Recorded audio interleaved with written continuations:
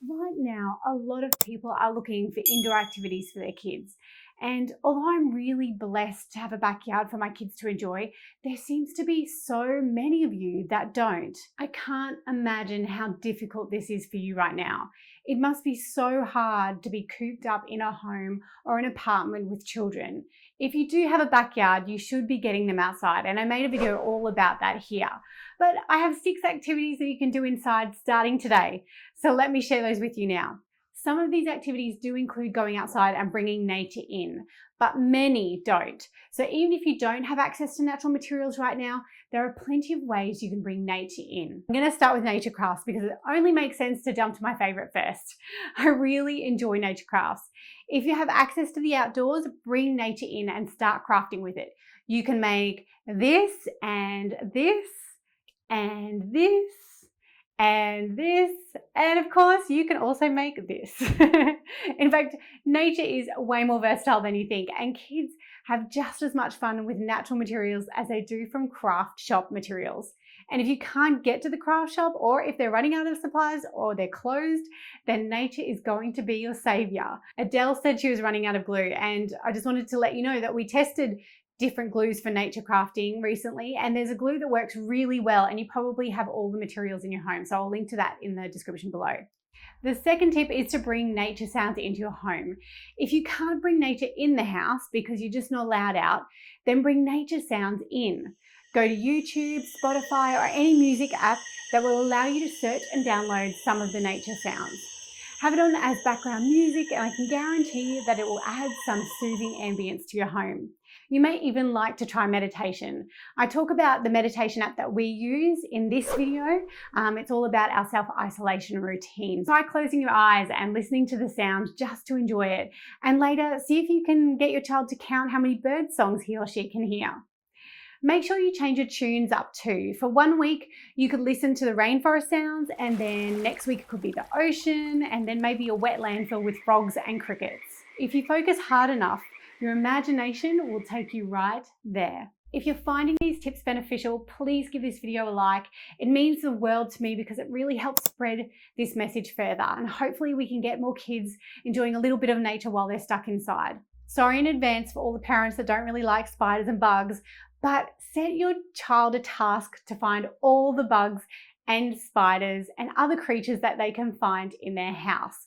I'm not kidding, most houses still have insects in them, or the rarest spider, and maybe even, a skink or a gecko. So set a task to try and find those bugs inside your home.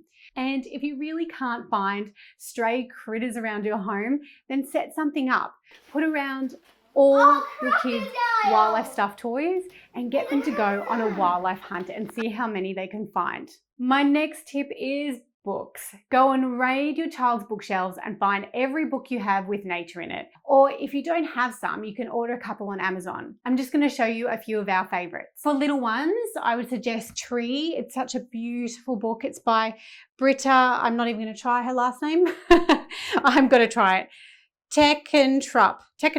It's such a beautiful book. It takes your children through the seasons, and they spot different animals throughout the seasons, and it just shows the cycle of nature. It's just a beautiful, beautiful book.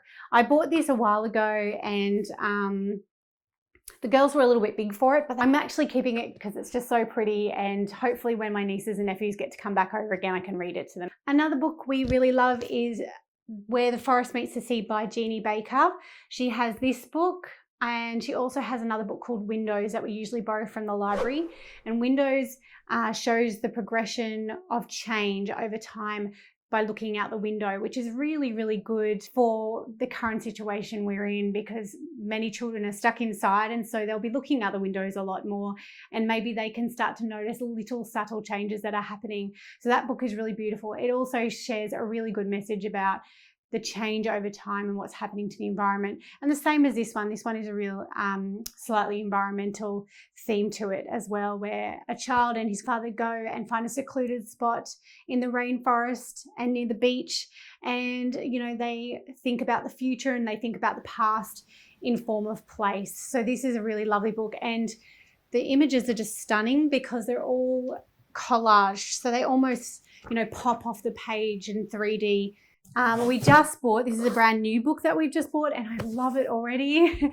It's called Slow Down, and it's got just different moments in nature that have a story to it. So I'll give you a quick example, but dew collects on a leaf. So something so simple, but there's a story surrounding that. A spider weaves a web, and as you can see, the illustrations are really sweet. A thunderstorm on a sunny day. So it's really taking snippets of nature and forming a story around them. And it would just be beautiful to share with children on, at night before bedtime. Our eldest daughter is really into warriors. She gets fully immersed in it. These cats are wild and they live wildly and they interact wildly. And so she feels like she's taken away into this other world where she is a cat in nature. So she's addicted to this series, Warriors by Erin Hunter. Another book that I really wanted to show you that wasn't really a picture book of sorts, it was Poems About Earth and Spirit by Kai Sedenberg. I hope I'm saying that right, but it's 70 poems and 40 practices to deepen your connection with nature. And this book is filled with lots of beautiful ones, some that have little stories, some that just really help you to reflect. And I think reflecting is a really good thing that we can be doing with our children right now, or just even you, if you feel like poems are something that might resonate with you. This is quite a sweet book. Oh, I forgot one more book that I really love that we recently bought too. It's Drawn from Nature. It's very up my alley because I love nature crafts, because all of these illustrations, I haven't had a chance to fully read it yet, but the illustrations just captivate me. So I'm sure I'm going to love it either way. But they're all, the silhouette, the whole animal is made out of nature. And it's just incredible. We don't tend to buy a lot of nature books. We borrow a lot of books, but our library is at the moment closed. So we can't go there. Oh, I miss the library. Is your library closed? Let me know in the comments below. I'll add a link to all the books that I mentioned in the description below, but just so you know, they are affiliate links. So that means that if you click on the link and you buy it, I do get a small commission at no cost to you. My friend Tara from Little Pine Learners has this wonderful idea called window nature prompts. She suggests that you write or draw pictures on your window with a dry erase marker or a liquid chalk marker. Now they're easy to come off just with a damp towel cloth. You can draw a scavenger hunt up on the window, and each time your child sees something through the window, they have to tick it off. Or you can get your child to draw around a natural object that they see through the window. Or simply post questions on the window like, what do you notice outside today? Or how would you describe the weather? Tara has 10 ways you can stay connected to the outside world through a window, and I'll add a link to the post in the description below. My next tip is to bring plants inside. So if you can go out, you can definitely bring pot plants in, and I'd encourage you to fill your home with as many plants as possible before you're in lockdown. But of course, many of you that are watching this video aren't able to do that, and you might be locked in your home. Hopefully you still have post available and you'll be able to buy something, because there's lots of lovely little garden kits that you can buy where you just have to add water, and then over time the plants will grow and your children will love watching these and taking care of them, and then they've got a plant in their room to watch over. When you're looking for garden kits online, just make sure you're thinking about what might, bring joy to your children. So anything with beautiful flowering plants, with bright colors would be helpful, but also anything that, stimulates their senses. So something that they can taste or they can smell, or something that's really an interesting thing to touch. So try and buy those things and bring them into your home if you're able. I would also recommend a nature table, but if you can't get out of your house, it's not really going to help you right now. You could still set one up with your plants and, some plant books and anything else you can find that relate to that theme. So I set this one up just to show you how you could do it. I talk about how to set up a nature table in the Nature Play Club. It's opening very soon, so be sure to pop over to my website and sign up to my newsletter to be the first to know when it's launched.